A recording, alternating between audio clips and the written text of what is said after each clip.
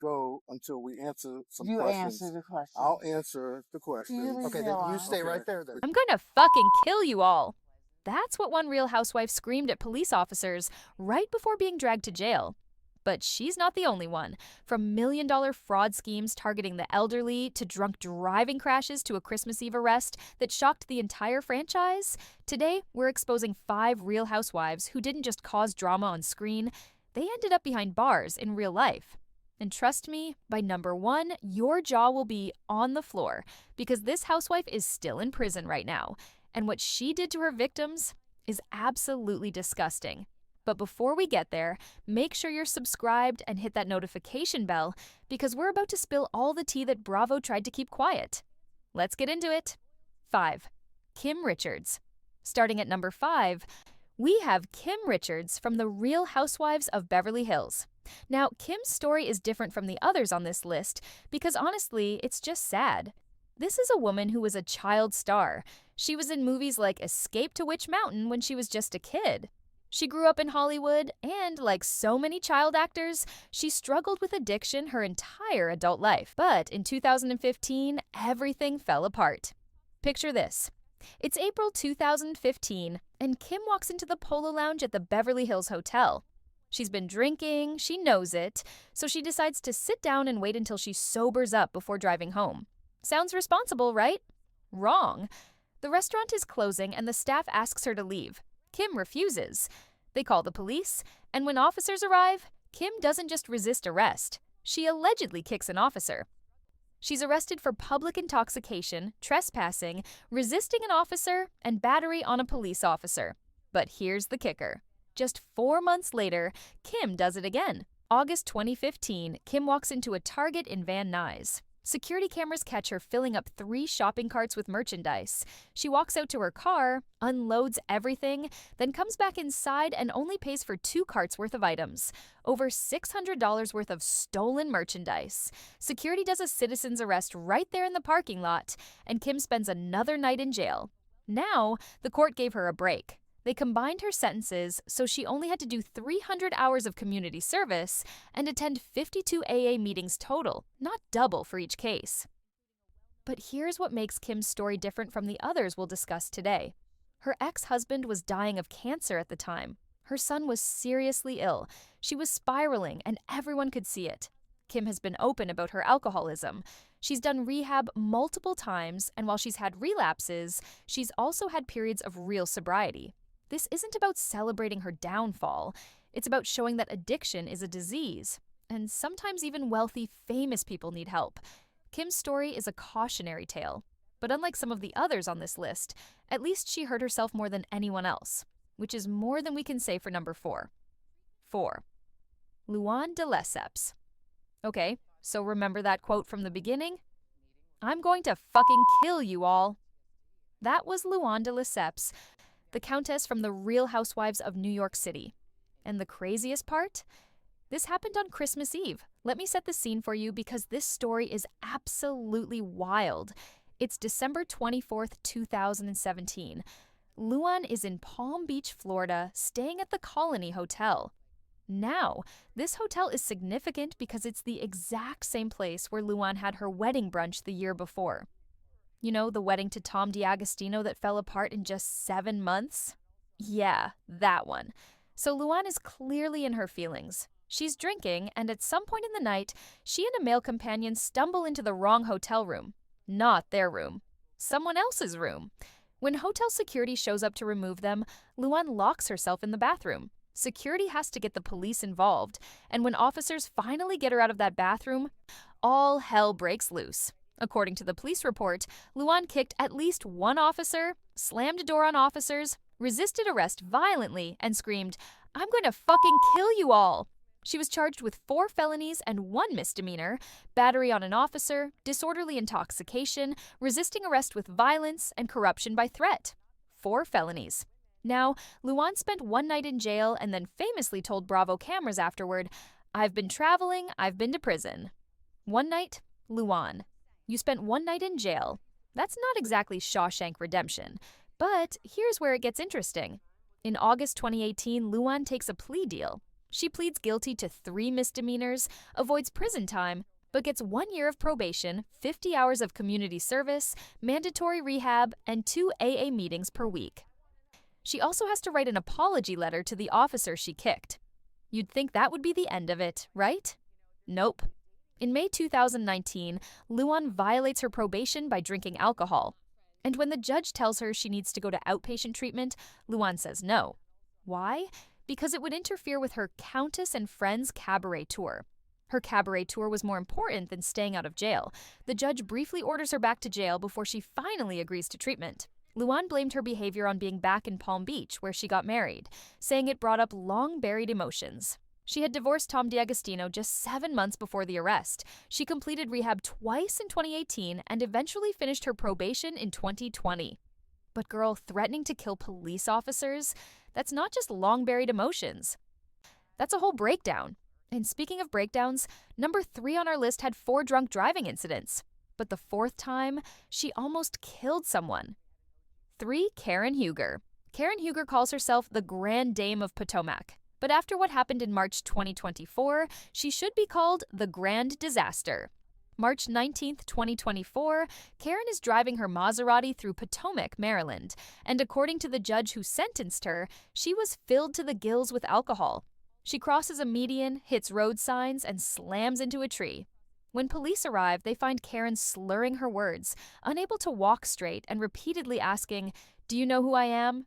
At one point, she literally says, "I'm lit." Karen, you just crashed your car. Maybe don't announce that you're drunk?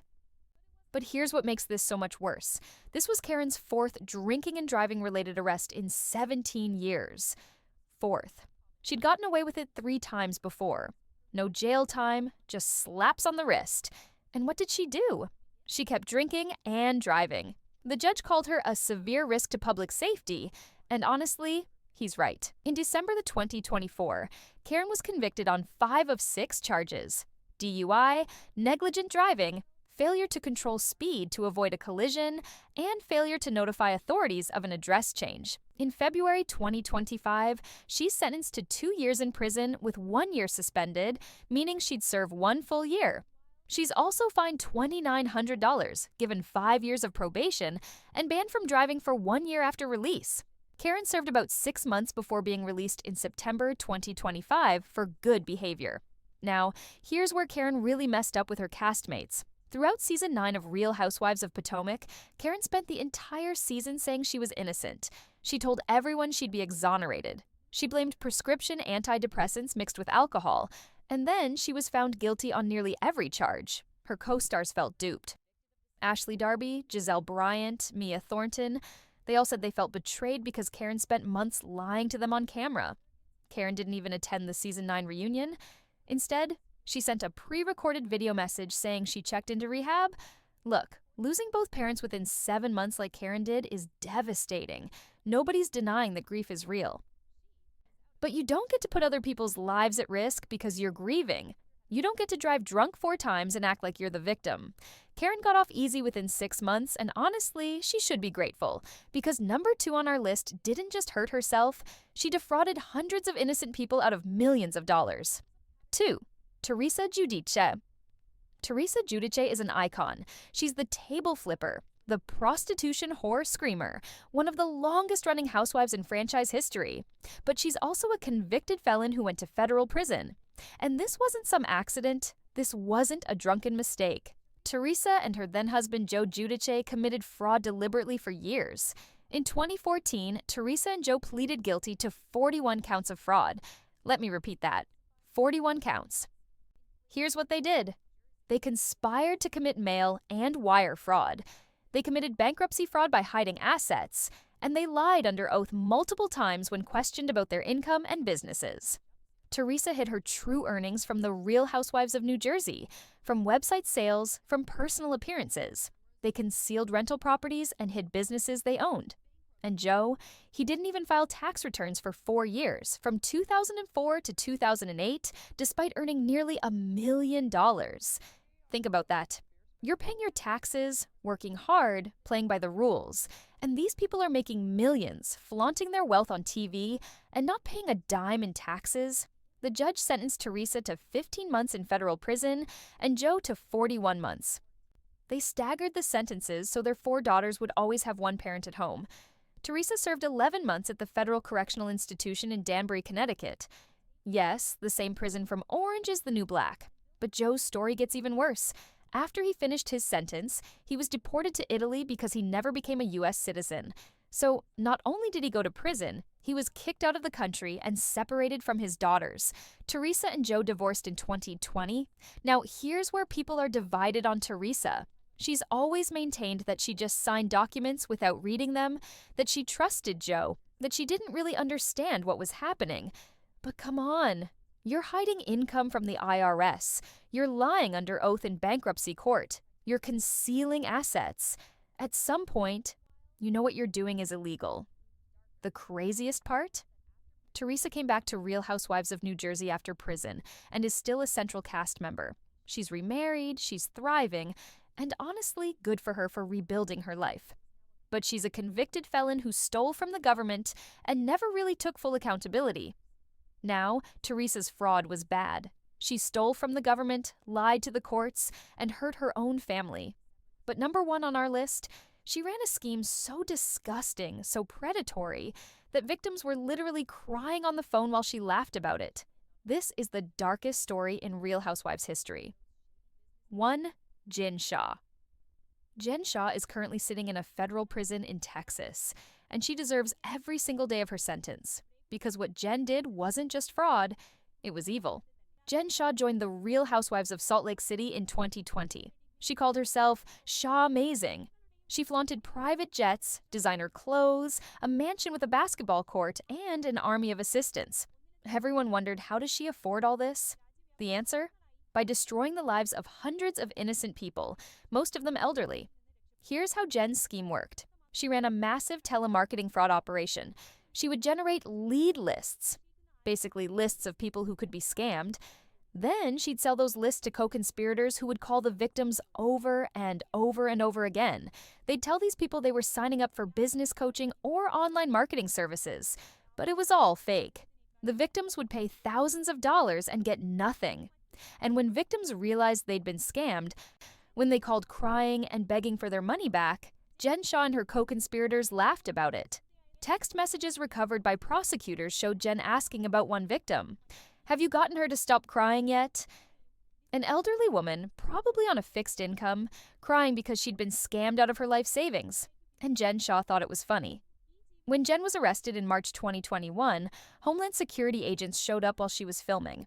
The cameras caught everything, Jen literally running away from production, getting in a car, and fleeing. It became one of the most dramatic moments in franchise history. For over a year, Jen proclaimed her innocence.